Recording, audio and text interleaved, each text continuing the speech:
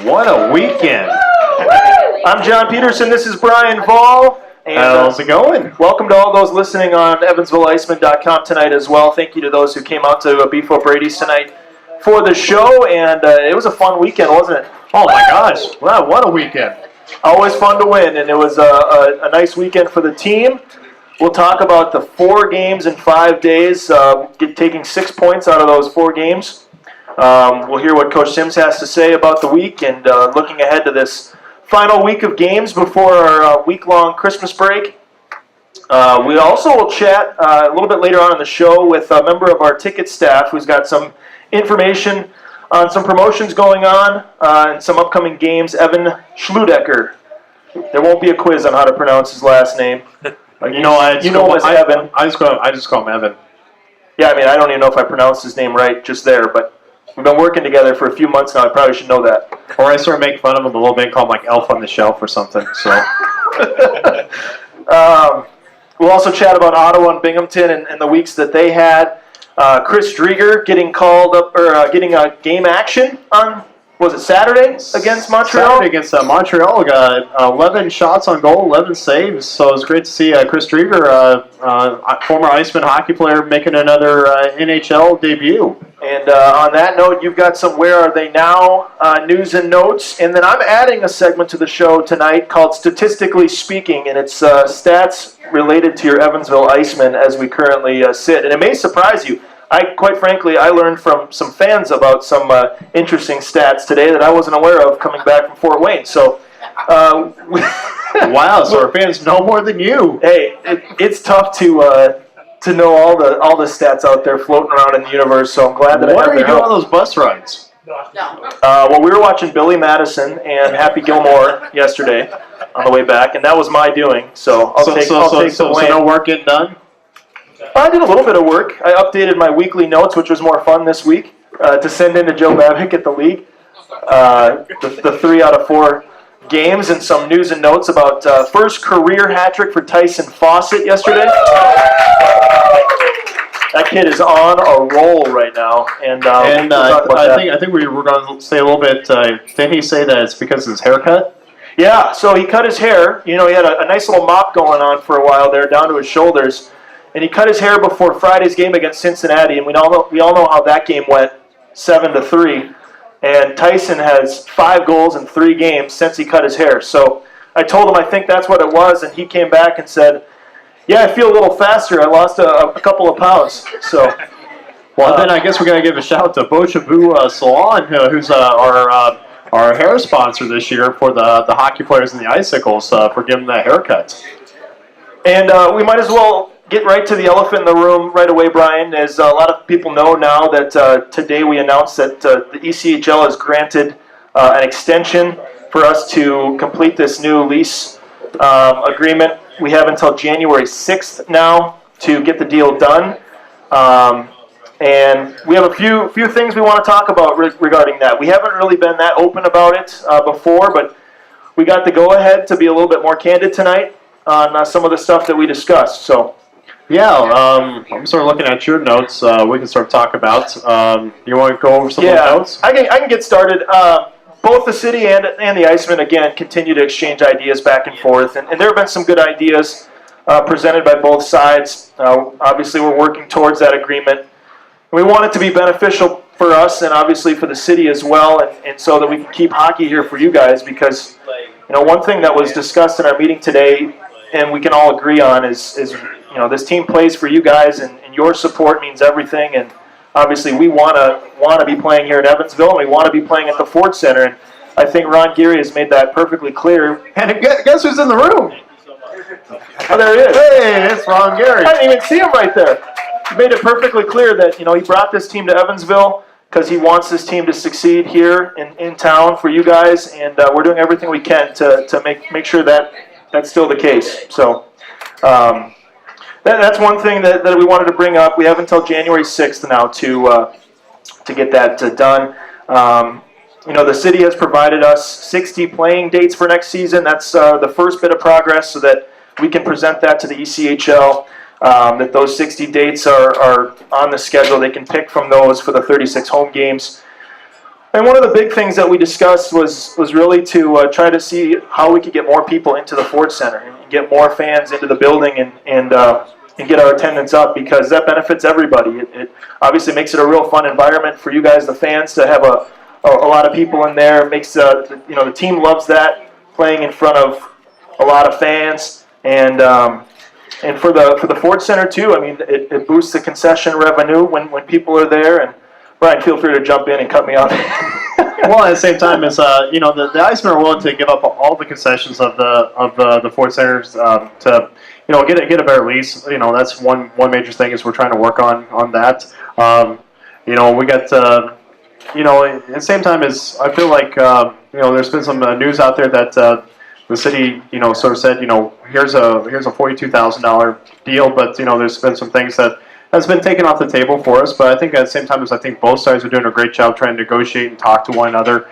And let's see what else in the notes here. One thing what we're trying to work with the Ford Center is butts and seats. If the more butt seats that we bring in, the less our rent would be. So we're definitely trying to work on something like that. But also at the same time is trying to keep a few things that the original proposal they sent us that they sort of took away. So, and we know a lot of people are up to date on what's going on and understand it. But I think there's a little confusion too. I mean, we will, no matter what happens, finish out this season. So that January 6th date has nothing to do with this season.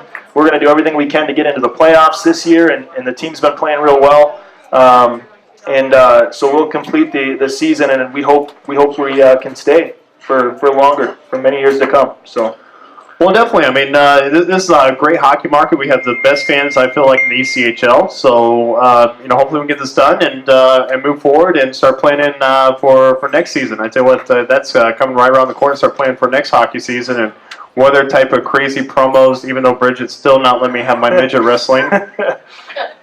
Well, we had the Hungry Humans. How did that go? I didn't get a chance to watch it. Hungry Humans was a success. What did you guys think about Hungry Humans? It's a fun intermission game. You know what? They have a cage match now for the midget wrestling.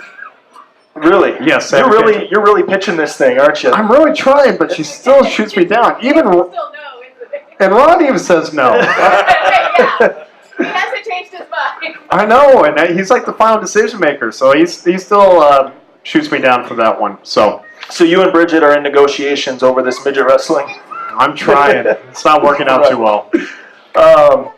Yeah. So, anyways, that's what we wanted to let you know about with the news today. We wanted to open up to you a little bit more with what's going on, and obviously, hopefully, we can get a deal done. Let's get into this past week a little bit more. We're going to talk to Alan a bit. If not, Ellis Park looks like a great place for a hockey team. What's that? Ellis Park looks like a great place for a hockey team. But his soybean field looks a great place for arena, right? We could freeze the soybean field in the winter, and we can put instant racing machines at every seat.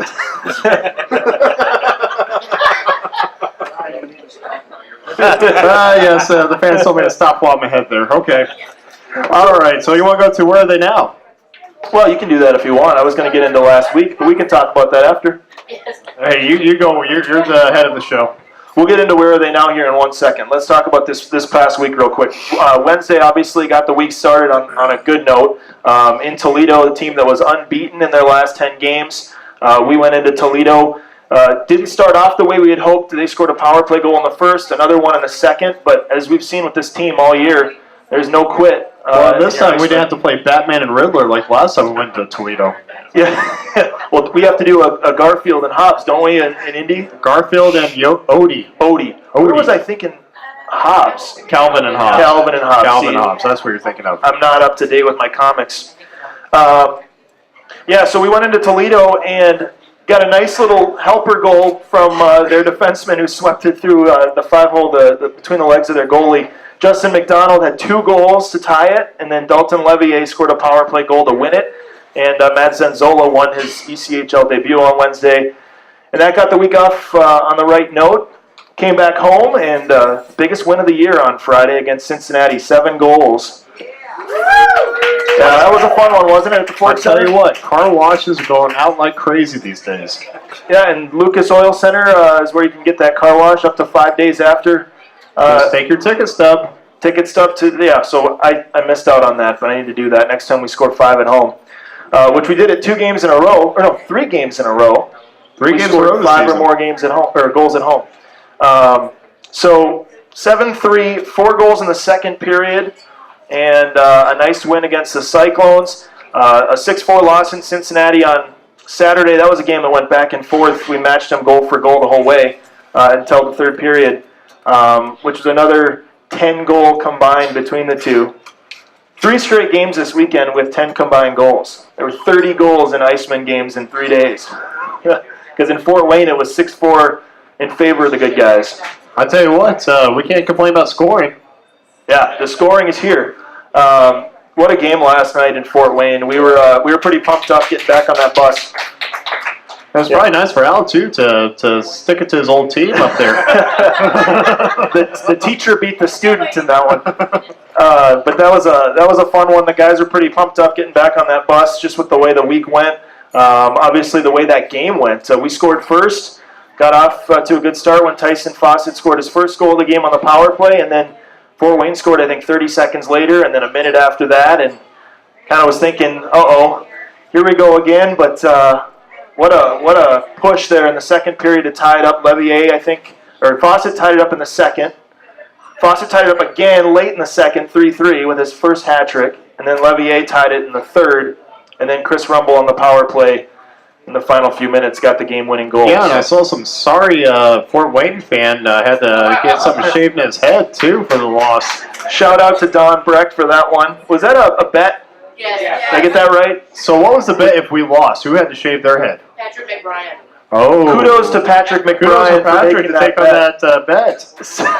So Don shaved 6-4 in the back of his head. Is that what I gather? Yep. That's awesome. I bet he had to have fun to explain that to his employer the next day, going, They know Don. Yeah. And for me up in the press box, I couldn't really contain my excitement when Rumble scored. I'll have to go back and listen to it, but that goal was pretty exciting. And those 2 games against Fort Wayne this year maybe are the 2 most exciting games of the year, just with how they went back and forth. And we'll see them 4 more times after the new year. and also, it was nice to see Green giving the guy a business, you know. Yeah, how about Grenham sticking up for himself?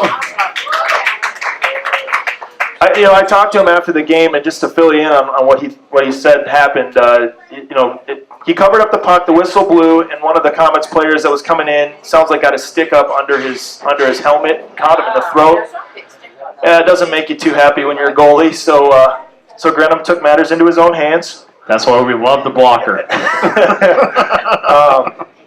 But aside from that, he's won 3 straight games that he started going back to Halloween. Obviously, he had that time off when he was injured, but came back and won on Friday and then won again Sunday. So 3 straight wins for Grenham. And that's been a nice little addition since he's come back to us from Binghamton. Sort of solidifies that goaltender role a little bit, and that'll be something nice to talk to Al when he comes up here in a few minutes. So. And then, real quick, Binghamton lost both of their games this weekend at Springfield and at Hershey. 4-3 on Friday in Springfield.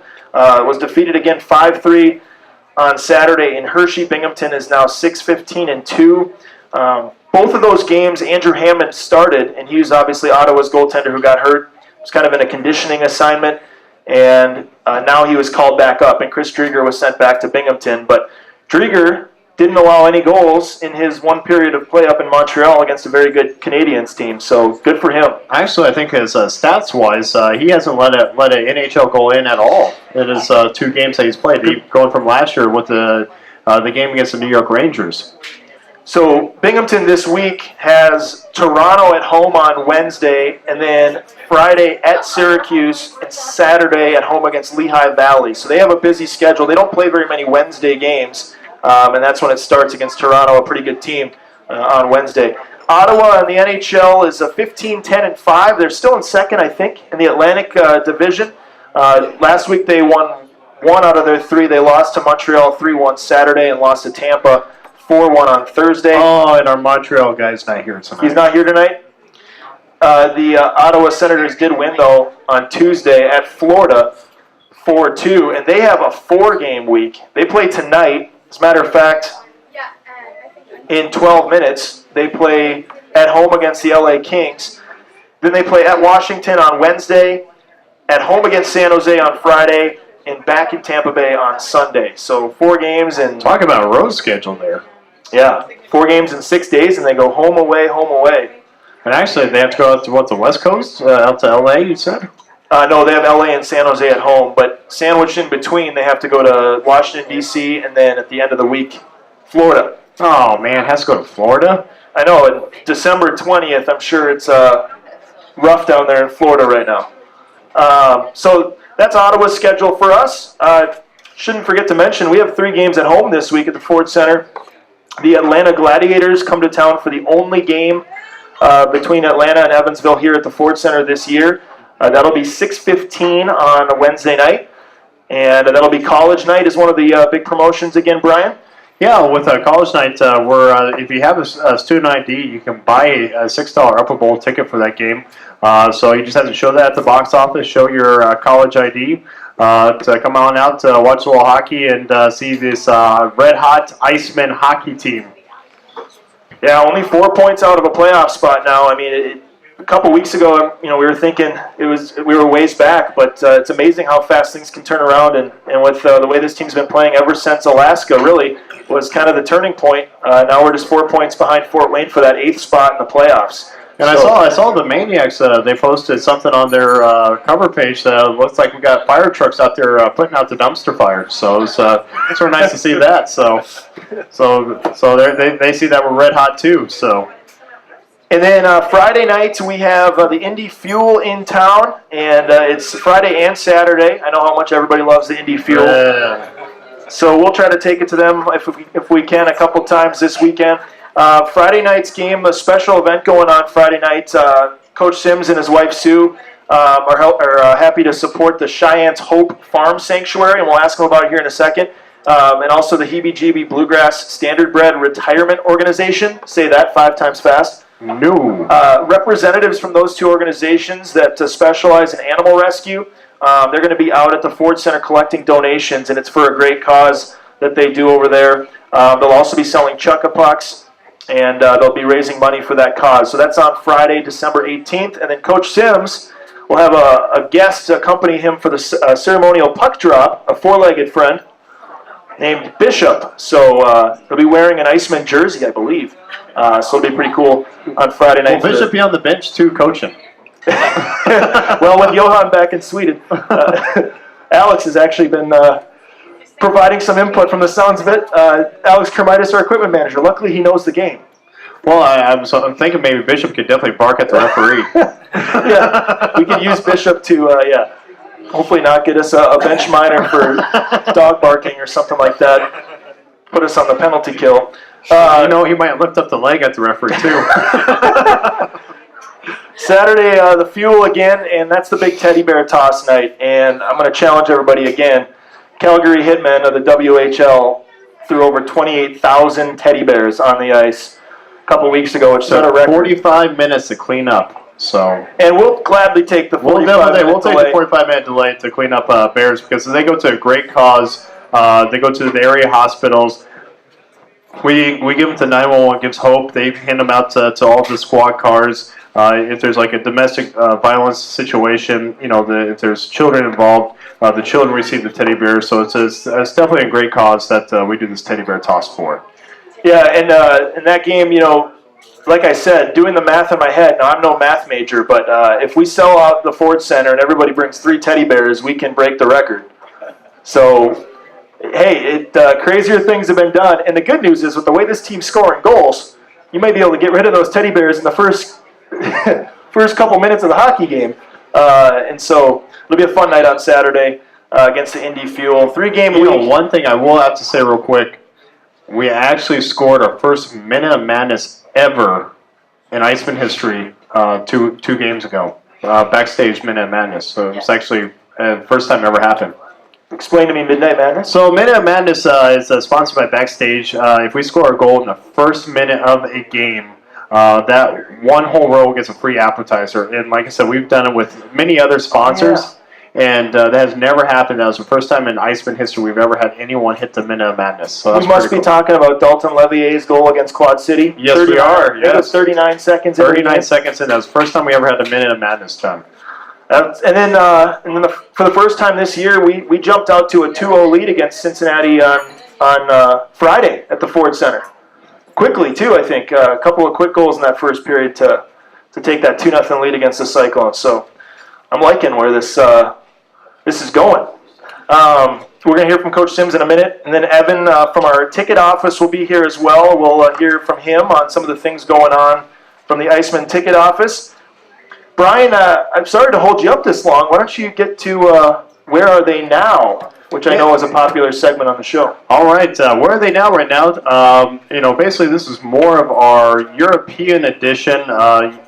Normally, we actually do have a couple of local boys here in the SP, or not in the SPHL, but I also talk about Brandon Comm a little bit. But anyways, where are they now? Phil Bushbacher, if you remember him from last hockey season, he's been playing over in the Molinga League. I think that's over in Hungary. Is that right, Molinga? Any help? No? It is. All right, Hungary. He's played in he actually has the most total points out of any IceMen, former IceMen player that's playing in any league right now. He has 37 total points, 19 goals, and 18 assists. So, great for him. The second one below him is Anthony Nigro. Nigro, who played for the IceMen when we were part of the St. Louis Blues affiliation, who actually was with the Idaho Steelheads last year. He's playing over in Italy right now, and he's playing for Asco. Anyway, he has 29 total points. And then some new names have popped up on Elite Prospects. Zach Sternberg, which we actually traded to the Indy Fuel last season. He's a defenseman that's playing over in the France 2 League. He's played in 12 games so far, 3 goals, 5 assists. Former IceMen hockey player Austin Medeski, if you remember our Columbus Blue Jackets days. He actually started the season with the Erie, the Lake Monsters? Is that right? Erie. What league were we talking about? Oh, we're talking about the AHL. Yeah, Erie Monsters. Erie Monsters. Thank you. Anyways, he left that team to go over to Germany. About at least probably maybe like 15 games into the season. Anyway, he's playing in the German 1 league, same league as Cal Heater and a couple of other former IceMen players. But yeah, he's played in 10 games so far. He's had 5 goals, 2 assists. Kyle Shapiro, who we actually signed here with the IceMen just out of his college last season. He played 11 games for us last IceMen season. Well, he's played 17 games with the Columbus Cottonmouths in the SPHL. He has 1 goal, 6 assists for 7 points. He's a defenseman. I'll also talk about some goalies. You know how I like goalies. Anyways, Brandon Comm got another win this week. He's 3-0 in the ECHL this year. On Sunday, he stopped 25 of 27 against that Atlanta team that's coming up Wednesday. So Brandon Comm got his 3rd win of the season. Alex Fasano is back with the Danbury Titans of the Federal Hockey League. So far this season, 6 games played, 3.34 goals against, and an 89.6 save percentage.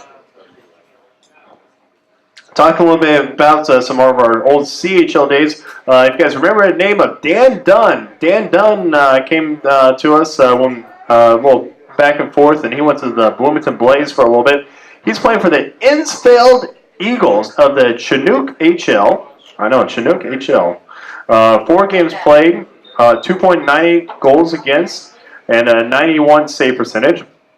And talk a little bit about some other goalies. Ben Meisner, he played here a little bit last hockey season. Quick trip with us. He also played up in Fort Wayne. He's actually in the German 1 league as well with Cal Heater. 9 games played, has a 3.27 goals against, and a 90% save percentage. He's playing for the Augsburger Panthers. So the German 1 league.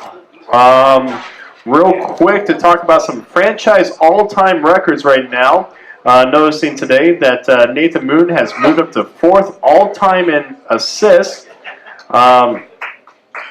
Yes, he's He is now he passed Brian Bisek, and basically he only needs 6 more to catch Josh Beaulieu to take over 3rd place. So it's great to see Mr. Moon take over that 4th spot. And also, we'll talk a little bit more about Tyson Fawcett here in a little bit with his 15 goals. But right now, Tyson is on the track to break Brian Bisek's all-time 33 goals in one season. So right now, with 15 goals, with 23 games, he is on track to break Brian Bisek's record of all-time goals. It's kind of snuck up on you a little bit with the way Tyson's been playing, because someone posted that he was leading the league in goals at this point, and it hit me. I was thinking, well, there's a couple guys in Missouri that have a lot of goals, and there's a few guys around this league that are scoring at a high rate.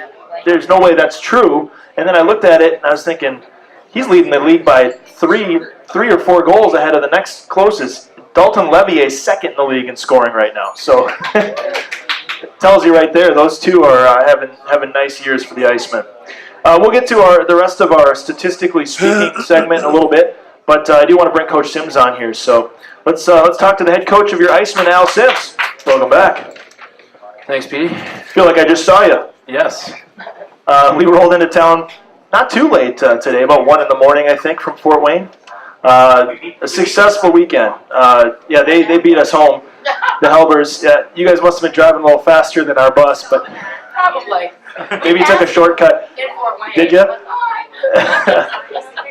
Well, back from Fort Wayne, coaching against your former assistant, Gary Graham, and your team takes 4 out of possible 6 points in 3 days this weekend. What's the overall feeling like?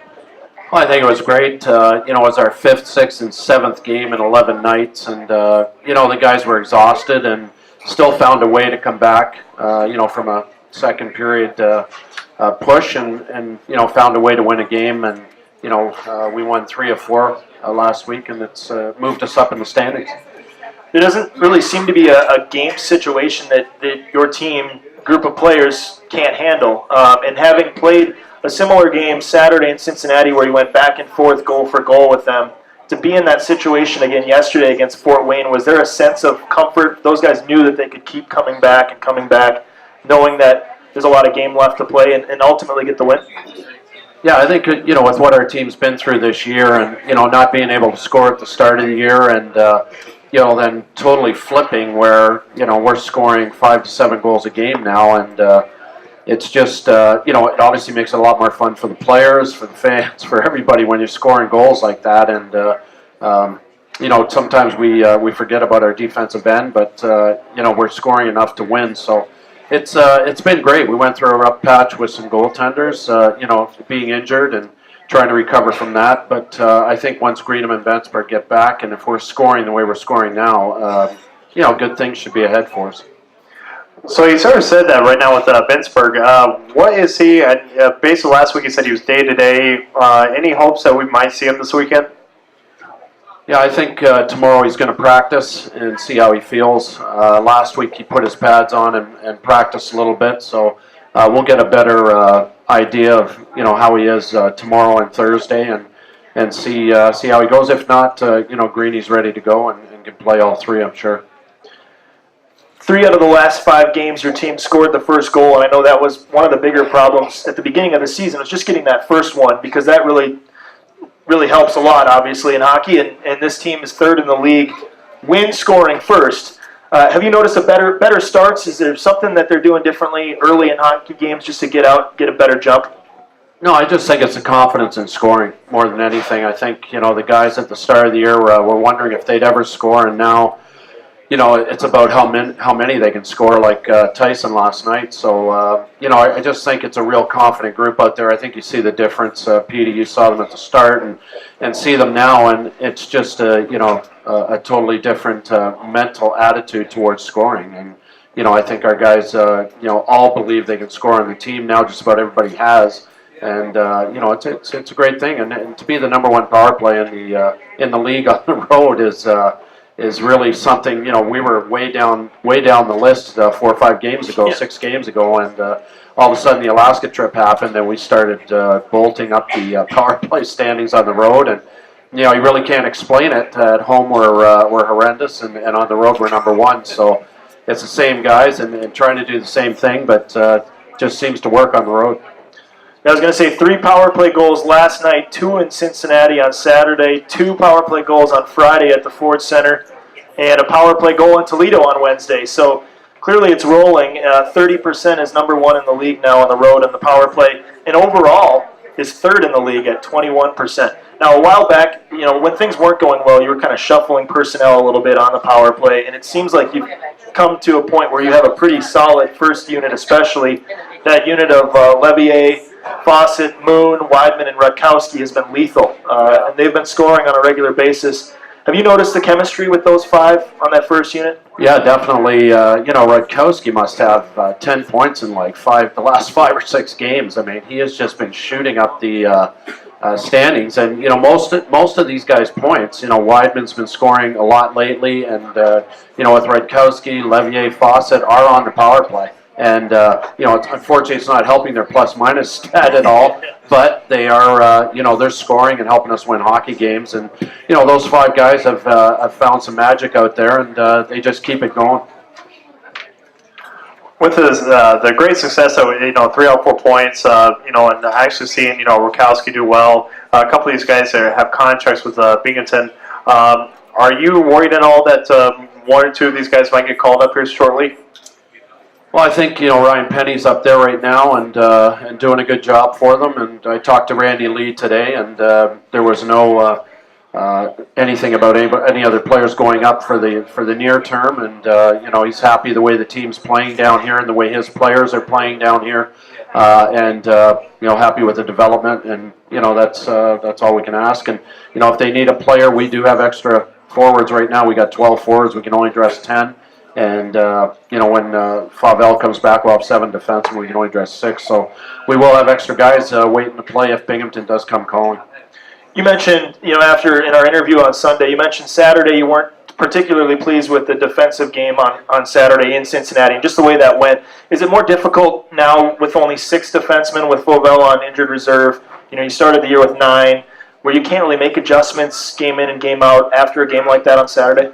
Yeah, it's tough. If a D does have a bad game and you would like to sit him, you really can't. You just got to throw him back out there the next game and talk to him in between, and hopefully he does better. But, I just thought we made some mistakes in Cincinnati that we normally don't make, 2-on-2s and 3-on-2s, that we just didn't read properly and missed some assignments on them. But, for the most part, we do pretty well in that category. And, it was a little disappointing in Cincy because they should have had maybe 3 or 4 goals and not 6.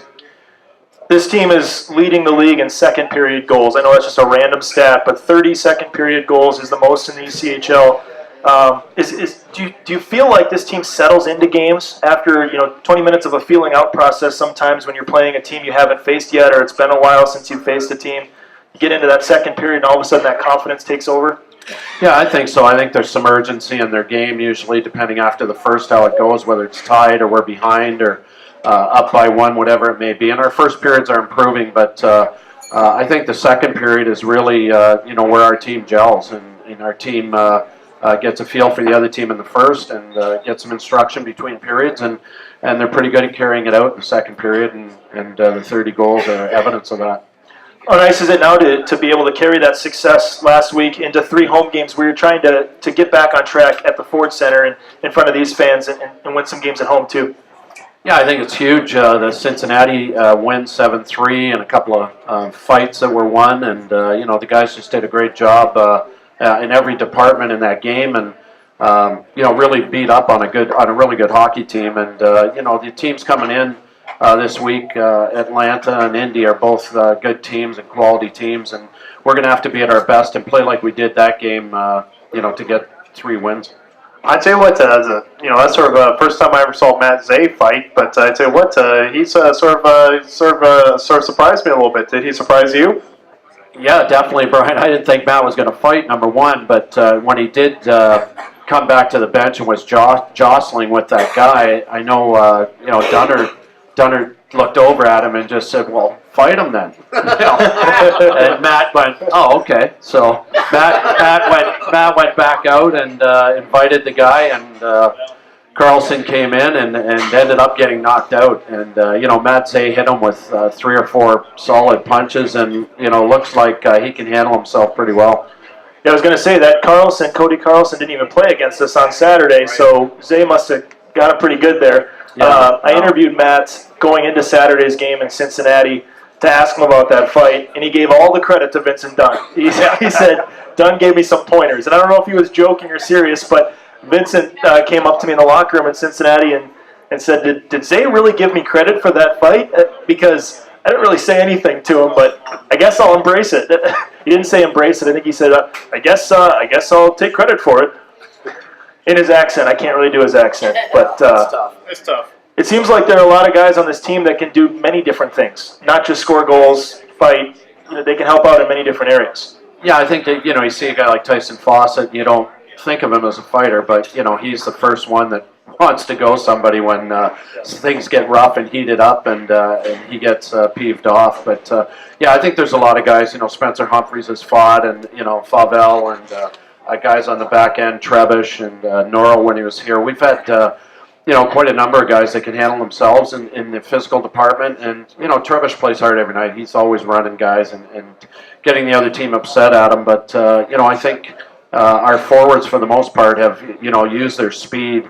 We talked about earlier in the season to create chances, and those chances weren't going in at the start, and they are now. And our forwards are paying the price at the net to get there and score some easy goals, and that's some of the things we weren't doing earlier in the year.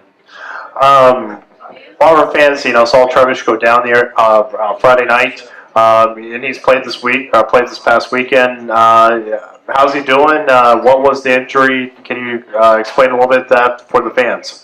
Yeah, he was very fortunate. The puck hit him on the soft tissue in his neck, right below his jaw. If it had hit his jaw, it probably would have broke it. But it just hit the soft tissue and left a burn on his neck, and that was about it. He was really fortunate to get it where he got it. He probably couldn't have got it in a better place. So he was fine, and didn't affect his breathing or his head movement or anything. And he played hard for 3 games and really helped us out. Early in the season, you and Johan were talking about finding guys on this team who are willing to block shots, and I don't think we have that problem anymore. I think Trebuch and Carlson and Himmelson, and you've got a lot of guys out there that are willing to sacrifice.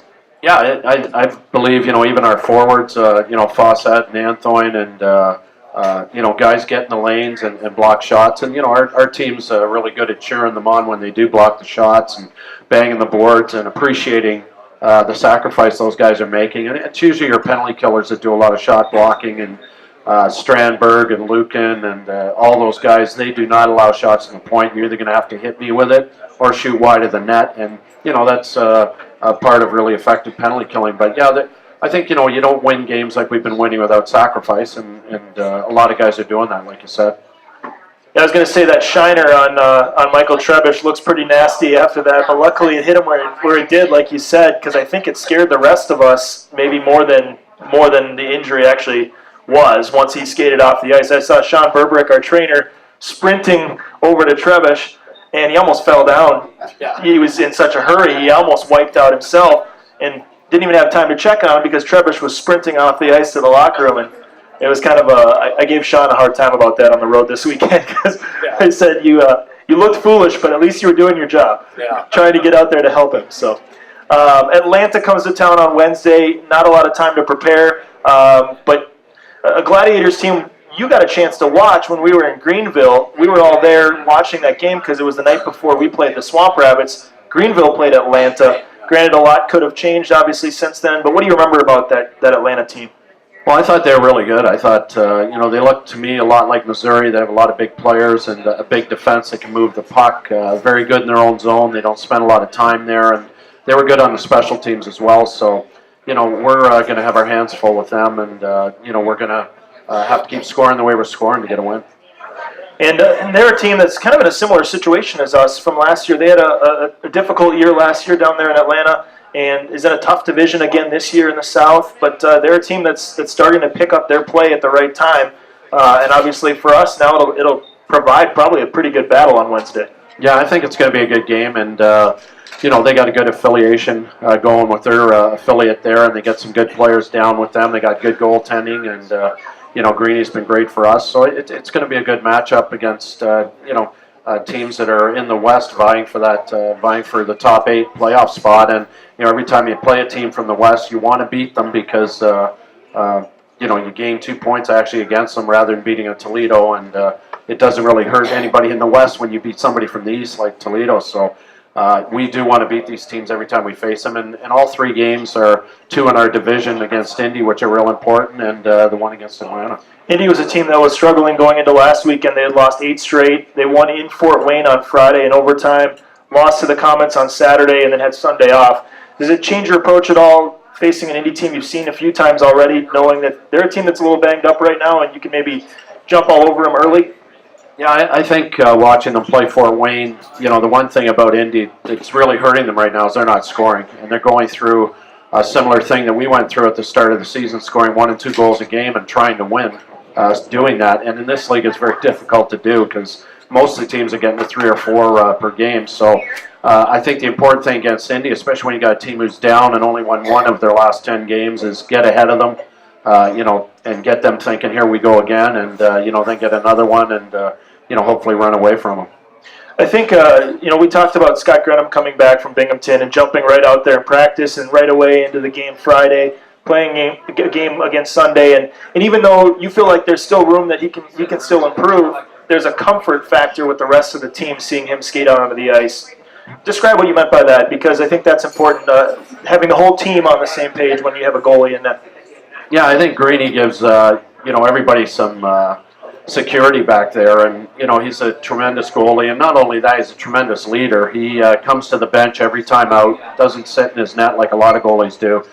Comes to the bench, talks to the team, talks to the defense, tells them what he wants, what he's looking at, what he's seeing, and he's really like a captain on the team, the way Scott is with his veteran leadership. So he does a great job that way for us, and he's a great kid off the ice, and he does a great job on the ice for us. So, we hope Scott continues to stay healthy and continues to stay in Evansville. Talk a little bit more about Scott. We sort of said on the earlier show, he sort of gave another player the business a little bit. But do you like your goalies sticking up for themselves and giving it right back to them? Well, I prefer somebody else jump in and fight, because you don't want your goaltender getting any kind of injury from fighting. And it usually happens that way, but I was hoping somebody would step in, but nobody really got a chance to, because Scott was on the guy so quickly. I think he felt a little wood under his chin, and he just jumped the guy. And I asked the ref about spearing, that the guy pushed his stick up into his chin, but he said, I didn't see that. I just saw Grenham jump on him. You got the 2-minute penalty, and that's it. So luckily the guys killed it off for Scott, and we kept in the game, and it was a big moment for us to kill that penalty off for him. I was a little bit surprised, and I don't know Scott maybe as well as you do, since he was here for a while last year when you came to town. But I was surprised. He's such a calm, cool, and collected guy, but something obviously happened to really fire him up. And then when I heard that it was the stick coming under his mask, it was a little surprising to see him, I don't want to say flip out, but essentially that's what it was. Yeah, he showed a lot of Vincent Dunn emotion there. So he went right after the guy, and I was surprised too, because calm, mild-mannered, newspaper reporter Greeny turns into Superman there and just went right after him. You know what? We might need to move them out from rooming with one another, because here's Greeny said at the beginning of the season, he goes, I'm here, I take care of Vincent Dunn, I keep him in check. And also now it seems like it's a bad news, so Vincent Dunn's now rubbing off on Greeny. Yeah, that's bad when it reverses. But Greeny has been a great mentor for Vincent, and keeps him on the right path. Coaching against a guy I used to coach with, and Gary Graham, were you able to at least talk to him before or after the game and just catch up and see how things are going for him and coaching the Comets? Yeah, it's great. Every time I go there, I either go to Gary's office or he comes over to my side, and David Franke usually joins us, and the three of us have a conversation about the league, and obviously David... Hey Al, what's going on? Yeah, I'm Dave Franke. And obviously David's... I will not go down with the ship for that one. The pink slips in their pocket after that. I joked that. Oh, come on. David liked that joke. And obviously, David's interested in how the lease negotiations are going here in Evansville. He wants us in the league, and so we talked for a bit, and then I saw Michael Franke after the game, and he came down, congratulated me, and said thanks for the early Christmas present. So it was great to see everybody. I always see Bob Chase when I go there. He's a great guy, great friend, and just an awesome person. So. I get to see everybody, and every time I'm in the dressing room, I don't get much time because everybody's going, somebody's out front for you. Somebody wants to see you outside the door, so I'm constantly running back and forth and saying hello to everybody. But, it was 10 years of Sue and I's life and a lot of success, and, it was a lot of fun. One thing I always have to say, I love Bob Chase. Bob Chase is just a phenomenal broadcaster. So finally you got your win up there against them. So any words of wisdom from Bob that he told you after the game? Just congratulations, and I'm happy for you, and now get out of here.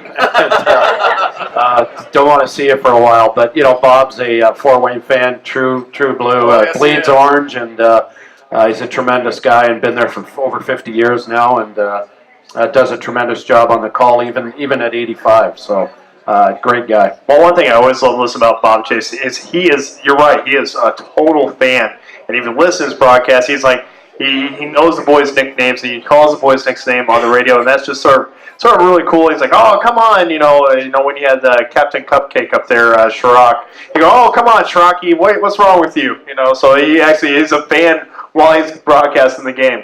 Yeah, he's tremendous, and, Sue and I listen to him sometimes, and, some of the nicknames come out, and, these are guys who played 20 years ago and 15 years ago. And, it'll just come right out, and he'll keep going and keep describing it. And, guys like Colin Chin, he'll call somebody on the ice Chinner. And, guys who played for me back in the early 90s still come out of them. And of course, Fort Wayne Common has never lost a fight since Bob Chase has been making the calls.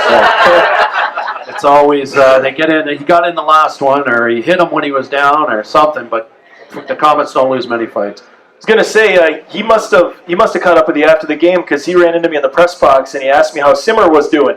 So he's going with the nicknames already.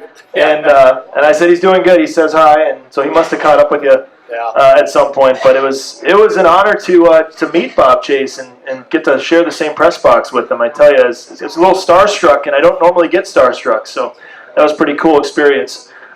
So we have 3 games this week. Then you have a week off. Any special plans for the holidays? Not really. We're staying around here.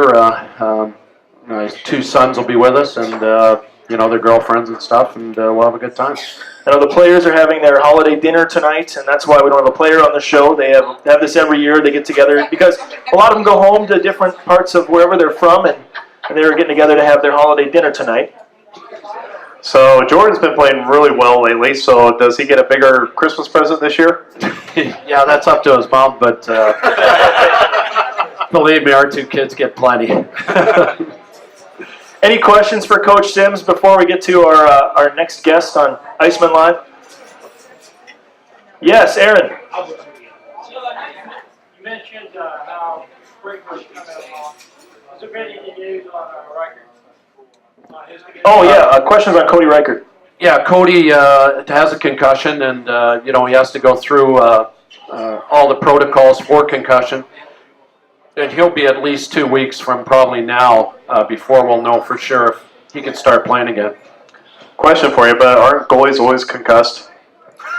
Yeah, to me they are a little different, and I hate to say one of them is my son who played the position, but they are a little different, a little odd. Yes.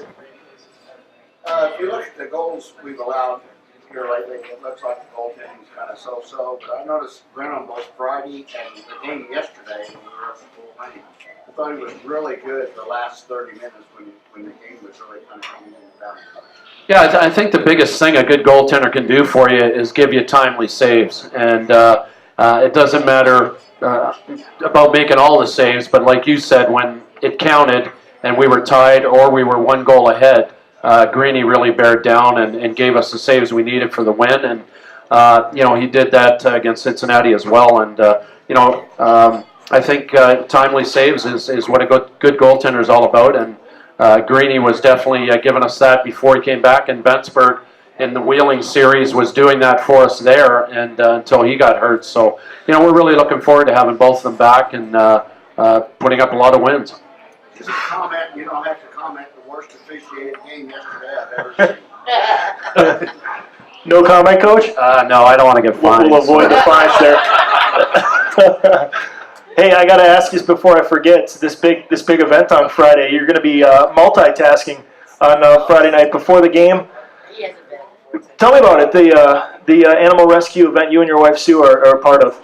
Yeah, Sue got involved with them in September, and she worked at a horse rescue in Fort Wayne as well for 5 years, and loves horses and loves taking care of them. So I'll have Bishop, who's one of the rescue dogs, and I think he's wearing Jordan's jersey or one of his jerseys. So he'll be coming out in the ice with me, with Stacy, who runs and owns the farm, and Sue's one of the barn managers, and we'll bring him out, and Stacy will drop the puck, and I'll get behind the bench, minus the dog, and start coaching. And focus on the game, yeah. Yes. And they'll be collecting donations, correct, throughout the night? Yeah, I think they get a percentage of chuck-a-puck, so hopefully everybody will buy a chuck-a-puck and throw it on the ice and try to win a prize. And, anybody can donate. They're going to have donation jars around the Coliseum, and if you could throw $1 in, it's Christmas. I know everybody's great at giving at the holiday time, and this is a non-for-profit. All the money goes directly to the animals, and, you'd be doing a great thing. Any other questions? Yeah. I was just wondering, how do you go about deciding who you want to make your health scratch? Question is, how do you decide who's healthy scratched?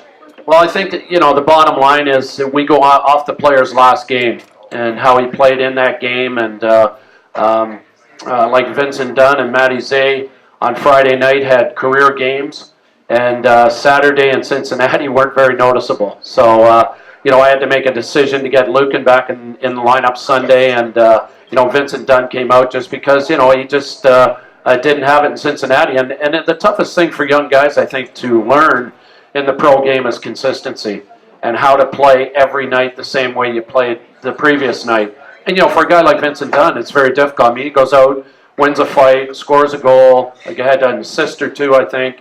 Matty Zay had 2 goals, a fight. I mean, it's tough to do that again the next night and the Sunday in Fort Wayne.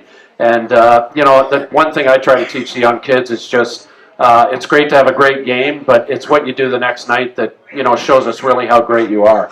So we try to push them to, get that as quickly as possible into their pro game, because these guys are used to playing 1 game a week, 2 games a week, and, to play 7 games in 11 nights and play it hard and try to win every night is a difficult transition for these college players. Well, Coach, we can draw for a prize here. All right. IceMen flag for your car. Evansville IceMen flag for the vehicle. And we got 4576, the last 4 numbers. 4576. All right, winner. All right. I'm assuming she can't drive yet. Congratulations. Anything else for the coach to draw for, or are we going to let Evan draw for the next one? Let's draw for an IceMen mouse pad. All right. And then we'll have Evan draw for the picture frame. 4577. All Aaron! right, Aaron. Big winner. Everybody could use a mouse pad. Always.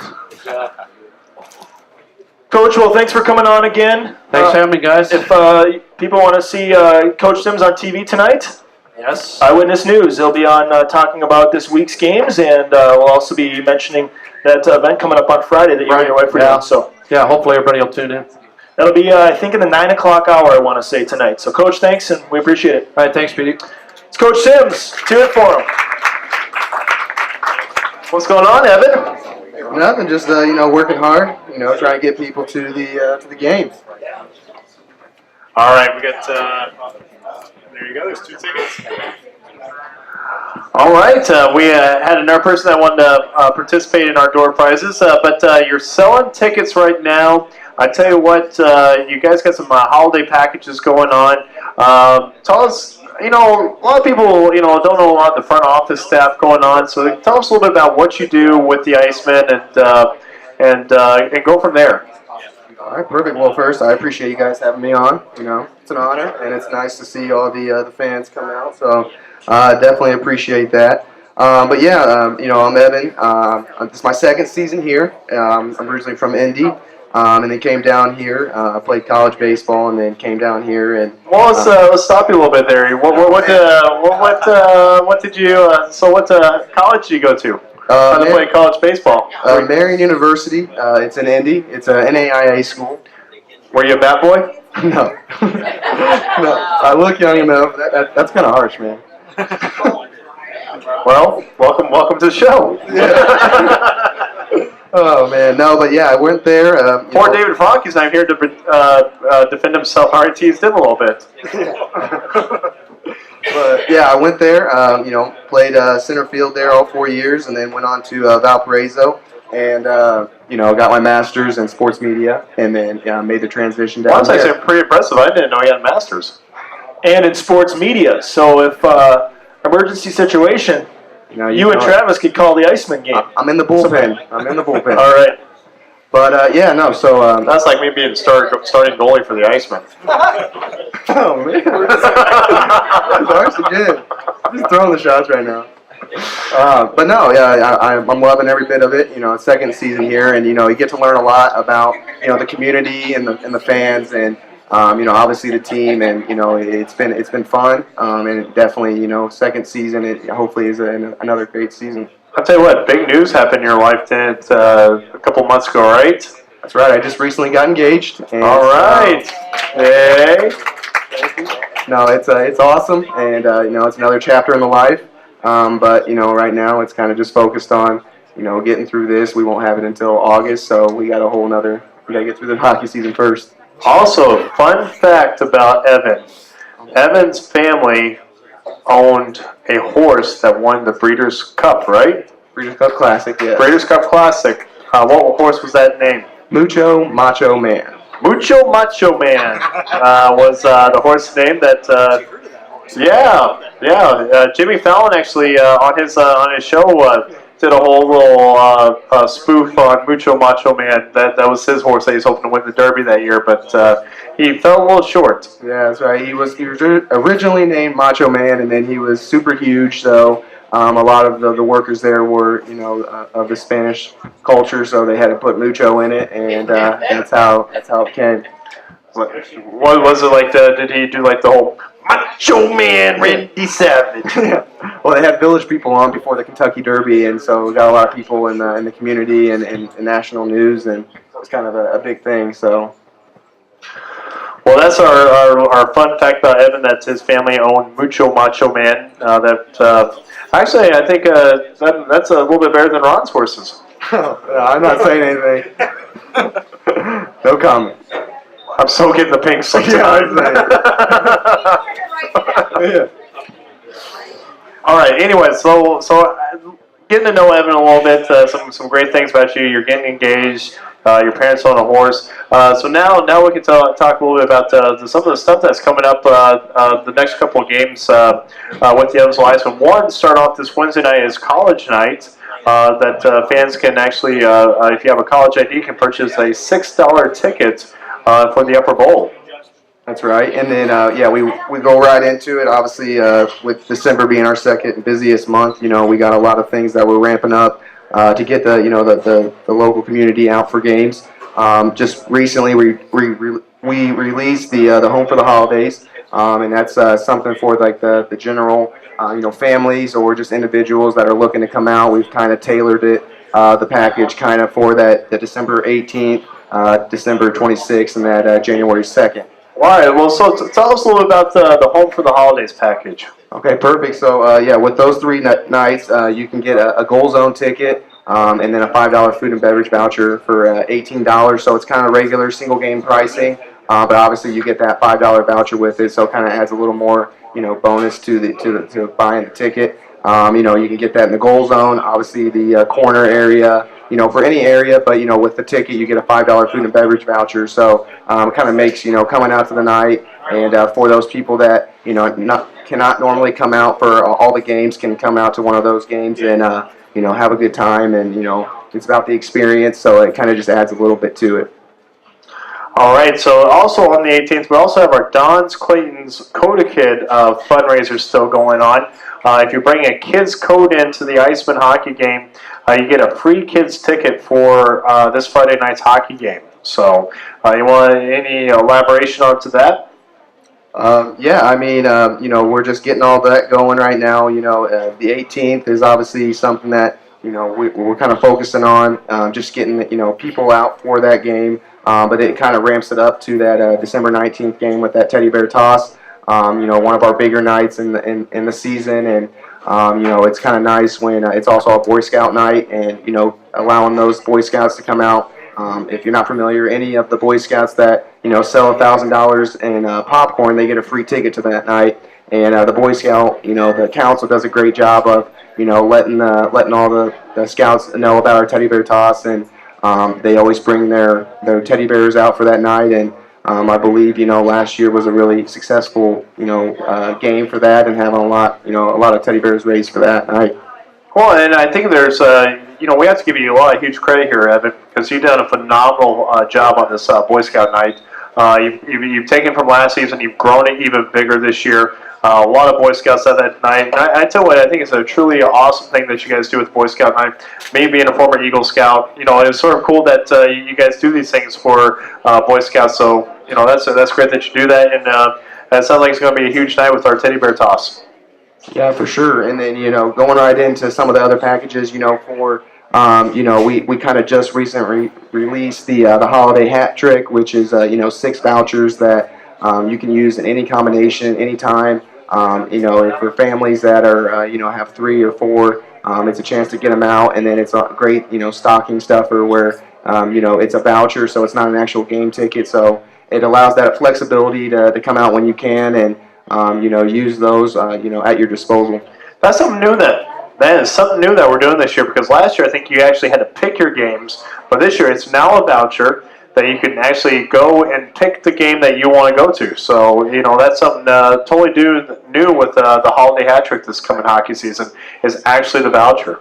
Yeah, for sure. And, it's something that we thought about for a while. But like you said, it was just that flexibility, that gave the people the opportunity, to go on their schedule. And, that's going to be stopping at the end of the year. But, right now it's kind of ramping up, and we've seen a lot of people. Plus, you get 2 hats with it. So, like I said, a great stocking stuffer. But it's something, just to get, the people that normally wouldn't come out an opportunity to come out. Which also, at the same time, is to talk a little bit about that. If you can buy this holiday hat trick package, hopefully the people here are listening at home, you can purchase it through Evan. You can call Evan up, and you can buy that package through Evan.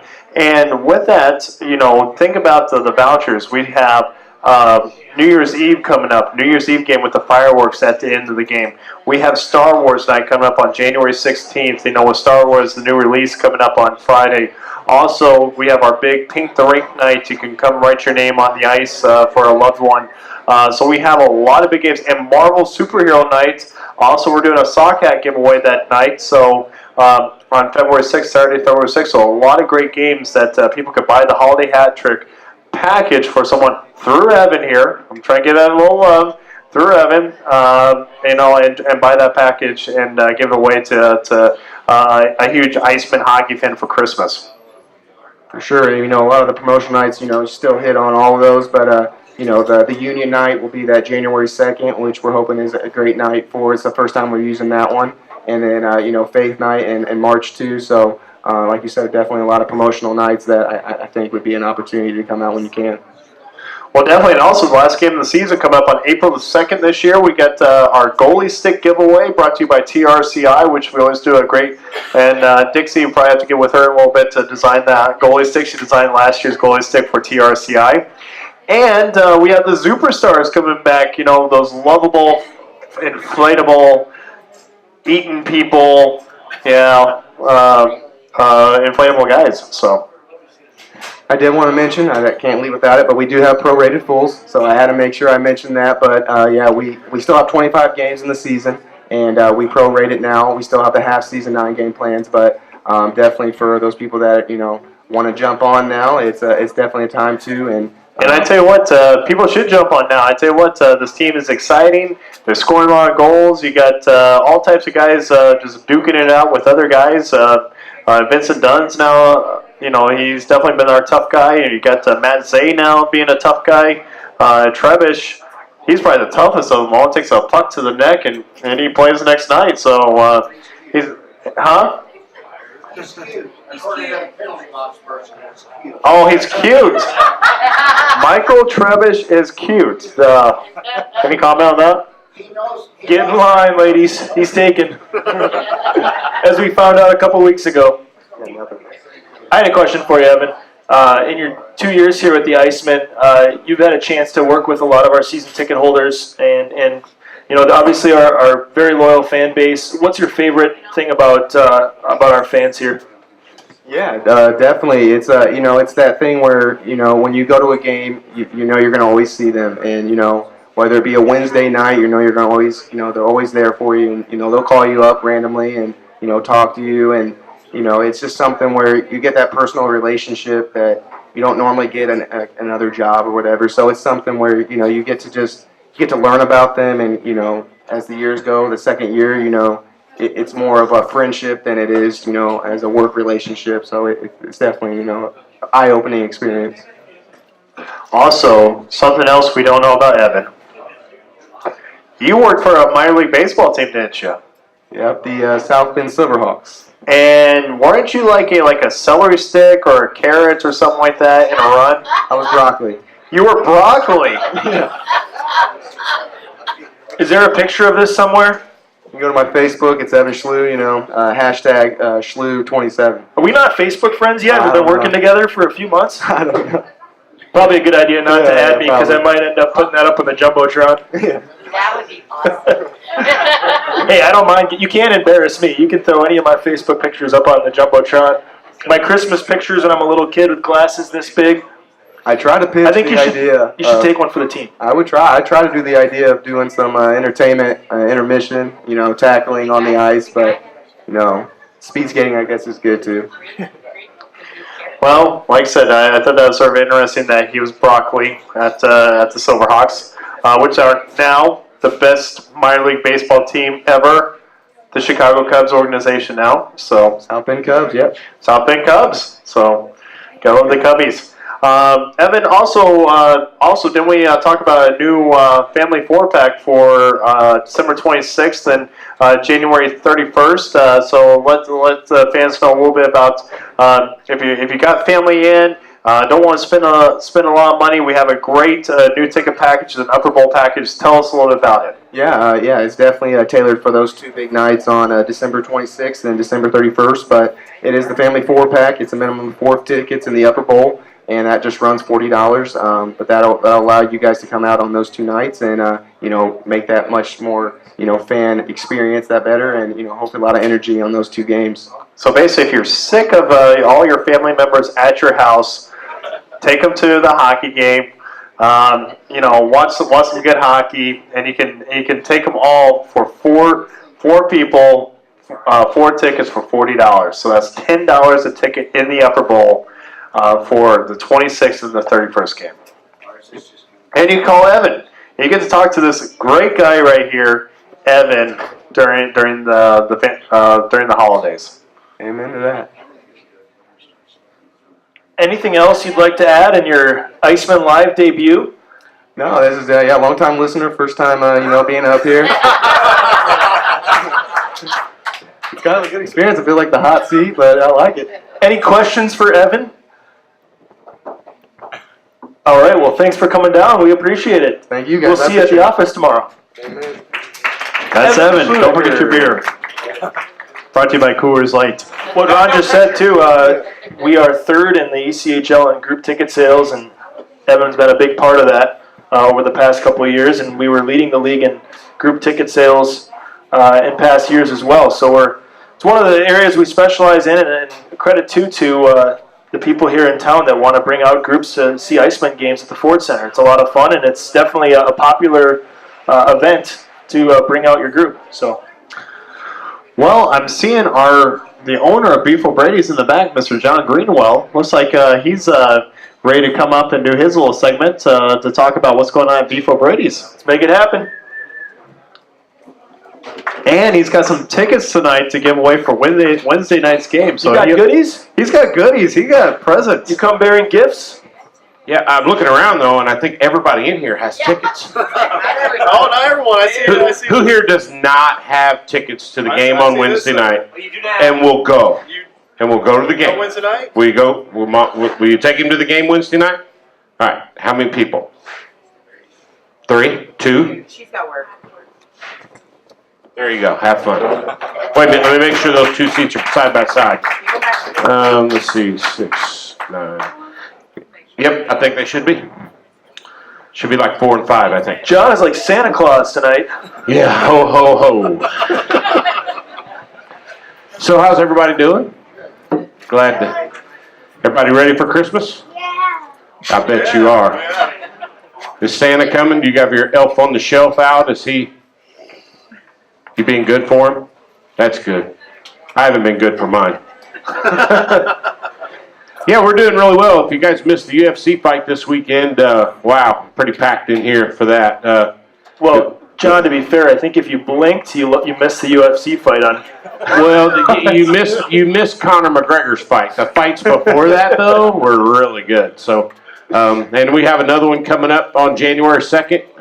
Robbie Lawler and Mr. Condon are going to fight. That should be an outstanding fight there. And another thing, too, I was talking to the owner, Mr. Gary, over here a little while ago, and I think what we're going to try to do sometime before the end of the season, I'm going to try to get with some of the other sponsors that, sponsor the IceMen and are loyal sponsors to them, and we're going to try to put a fan bus together and get a bunch of fans to come and sign up and go on a road trip.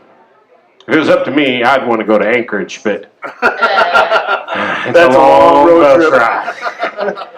But, we'll try to figure out a game. Maybe we'll go up to Fort Wayne and, yell "you suck" to them when they come out on the ice. That would be a lot of fun. So we'll see what we can do, and we'll start working on that. And if we can't get it done by the end of this season, we'll hopefully maybe next year we can put some kind of a package together, and the sponsors, get a bus. And I think a typical bus holds about 54 people or something like that. So maybe we'll do something like that and have it catered, and it'll be a lot of fun. Well, I definitely, I'll be more than happy to jump on with you and get together. We'll look at a date and plan a trip this year. So We could be working. well, we haven't made that announcement yet, but no, I'll still be more than happy to help you put that on. So Sounds good to me. All right. Well, yeah, he's got work to do. Oh, yeah. Got a lot of IceMen work to do. Yeah, a lot of IceMen work to do. So aside from the fights, what else is happening? Well, we're still running our special on gift cards. Buy a $25 gift card, you get a $5 gift card for free. And there is a secret coupon out there. If you can find it, it should be pretty easy to find because it's got my face on it. It's in a magazine where you can get $30 gift card and get a $10 one for free. So if you buy a bunch of them, you come in here every Monday night, you might as well have that free $10 to spend while you're in here on Monday nights. So, and knock out some Christmas shopping too. So look around real hard. I think we might have a few up in the vestibule up there somewhere in one of those magazines if you look real hard. I ain't going to give you all the secrets. I just wanted to ask you what you thought about the fights on Saturday, because we had a couple players that were watching those on the bus. Very entertained. Yeah, the fight before McGregor's fight, and I don't remember, it was Weidman and Rockhold. That was an outstanding fight, I thought. It was a lot of ground fighting in all the fights, a lot of jiu-jitsu and stuff, and I like ground fighting. I don't like it when they just stand there and punch on each other. I like when they get on the ground and really beat on each other. So I enjoyed it. I love the UFC. I think it's a great sport. It's definitely taken over because boxing's not any good anymore. So UFC's coming on. They've got some bright young stars. I hate it that Ronda Rousey got beat, but I love it that Ronda Rousey got beat. You know what I'm saying? Yeah, I get you. Yeah. You know, It's good for the competition that she's not dominating everybody, but she had a nice little run going there for a while. and then she'll be back, and that'll make the next fight even bigger. And the UFC, a lot of their champions are getting beat right now, so that really creates a better opportunity in the sport and brings more people on, and it just makes it for a very entertaining night. And it's a lot of fun in here when every one of these seats are packed. We turn the lights all down. Every television has it on, and people are cheering and yelling and screaming. It gets a lot of fun in here.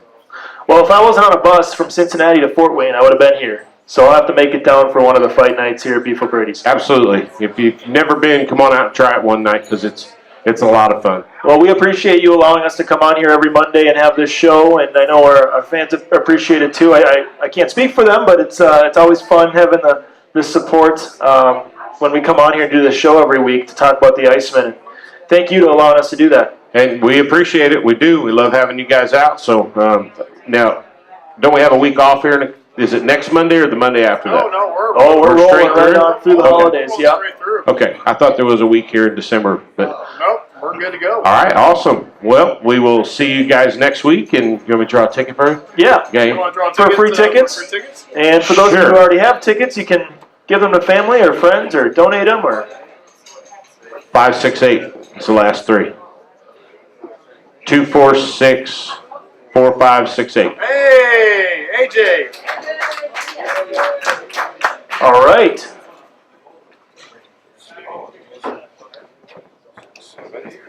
There you go. And we'll draw one more and give two more away. One more winner. All right. Who else in here does not have a ticket to the game on Wednesday night and wants to go? Right there? All right. You want these last two tickets? They're all yours. I'll bring them to you. All right. Thank you, guys. No problem. Thanks, John. Santa Claus arrives early at Beef O Brady's tonight. Also, it's going to be good to see Thomas Frazee, former IceMen Thomas Frazee, will be I know, and I didn't coming get to back. ask Al about that. I was meaning to ask him about that. But he'll be coming back on Wednesday. So for those of you, in the Where Are They Now segment, Thomas Frazee's been putting up some power play goals for Atlanta. It's kind of his specialty is on the power play, and we'll get a chance to try to stop him from scoring on Wednesday. Let's get to our statistically speaking before we sign off, our new segment. To kind of fill you in on some of the happenings, or to fill me in, I should say. Some of you are ahead of the game. Tyson Fawcett, of course, leads the league in goals now with 15. Next closest, Dalton Levier, who's in second with 13. How about that? Two IceMen leading the league in scoring. And here we were worried about there was not going to be any scoring this hockey season. And they're on the same line. That's what makes it even more incredible, is you have two guys on the same line who are leading the league in goals with combined 28. Jesse Root was tied with Levier from Missouri. We saw him a couple weeks ago, and he's a very talented player. He actually got called up to the AHL to Bridgeport. So they X'd him out, and so it reads Fawcett, Levier, atop of the goal scorers in the ECHL. Speaking of Levier, he is tied for 5th in the league in power play goals. He has 5 power play goals. And he is tied for the league lead in game winners, which is an important stat, Brian. Yes, Mr. Clutch. yes, we won. Game winning goals. He has 4 of them. So tied for the league lead in game winners. Well, we won't win games, right? So continuing on, Vincent Dunn, who of course is a rookie, is tied for the league lead in fights for rookies. He's got 5 fights. So he's tied with a guy. But he's a goal scorer. He has 4 goals as well. And from what I'm He gathering, does not fight. From what I'm gathering, Hey, he he's a told great- us he does not fight. He does not fight. He Only does not 5 fight. times. That's it. Unless someone looks at him wrong Wednesday night, then he might fight again. I've been told he's a wonderful teammate as well. And after the incident against Orlando a few weeks ago, he's really turned the corner, and he's been a joy to be around on these road trips too. So as Coach Sims mentioned in the interview earlier, It's because Greeny's back. He can control him a little bit. yeah, as Coach Sims mentioned earlier, he was not scratched because of any other reason other than just the odd man out that night because of the previous night. So it wasn't disciplinary or injury related or anything like that. Alex Weidman is leading the league amongst rookies in power play assists. He's got 6 of them.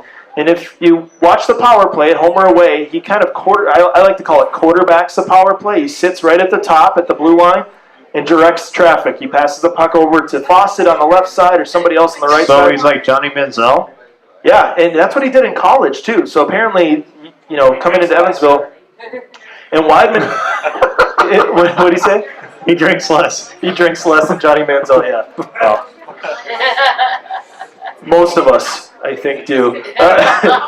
Earlier I did mention we are 3rd in the league when we score the first goal. Our winning percentage is about 92% when we get the first goal. That's 3rd in the league.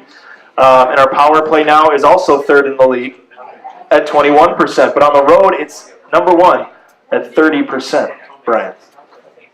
Like this new segment, or is this boring for you? No, I like this new segment. This is good? Hey, it's good stats, so let the fans know about. This is part of my prep that I like to put in before games. With the highlighter and everything, it makes me feel like I'm in elementary school again. The IceMen are first, as I mentioned. Use highlighters in elementary school? Hey, it was easier that way for me to learn. I wasn't allowed to use highlighters. You I weren't? had to use crayons. Did they ban highlighters? No, they banned highlighters for me. I had to use a crayon. That explains a lot. Oh, no, it does explain a lot. I had to use a crayon. How many years did you go to elementary school? 16. Definitely 16. I don't know how I passed college. Tyson Fawcett currently has a 3-game goal scoring streak where he has 5 goals in 3 games.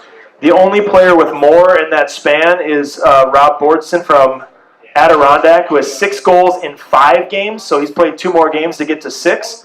So if Tyson can keep things going, he'll have the highest goal streak in the league currently. And on that note, Dalton Levier has 3 straight games with a goal on the road. So Levier scored in Toledo, in Cincinnati, in Fort Wayne.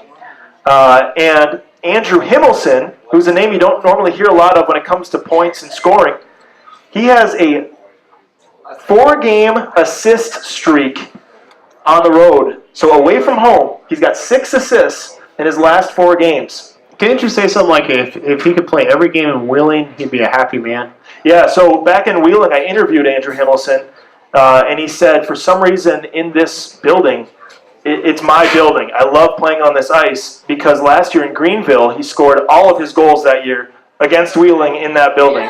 And so when we went into town, he had like 3 assists. I think he might have even, I don't know if he had a goal, but he had a few points. And for some reason, playing in Wheeling was his place to play. And then Troy Rutkowski, to wrap up our statistically speaking segment, Troy Rutkowski's 4 assists that he had against Quad City on Sunday, a week ago Sunday when we played Quad City, most assists any player in the league has had in 1 game this year. So, and he's been playing very well as well. He had an empty net goal last night in Fort Wayne to seal the deal, and several assists in the past week. So things are turning around in the right direction, and we're only 4 points out of a playoff spot. So we're going to wrap up the show with that, as this team's won 3 out of its last 4, and we're coming up on the playoffs. So hopefully we can get a few more wins this week. Thank you so much for coming out tonight to IceMen Live at Beef O Brady. Hold on. We do have a question before we got questions. A comment? I like to say that as a family, we enjoy tremendously listening to you. Thank you. Thank you very much. That means a lot. I really appreciate that. I love to do what I do, and I thank these guys for their support too and letting me come in here and do this. So thank you guys. I'm excited to call 3 home games this week up there in the Ford Center, my playground, I like to call it, up there in the press box. And hopefully we can get a couple of wins. And you have your teammate T-Rav. T-Rav, Travis Tornatori, my partner in crime, will be up there as well, providing his insights. So hopefully, you can always listen to the game while you're watching it too at the Ford Center by listening on MixLR's mobile app. Which actually I think that's great because I've seen a couple people at the game listening to you while the game's going on. So that's really I've noticed that a couple fans have been doing that. So it's been great. Well, again, we always appreciate the support. We have the best fans in the ECHL. We've said that time and time again, and we're not just saying it. I think it's true. I've been all over this country already in my short time here, and coming back to Evansville is always a treat. So we'll see you at the Ford Center this week, Wednesday, 6:15, early start.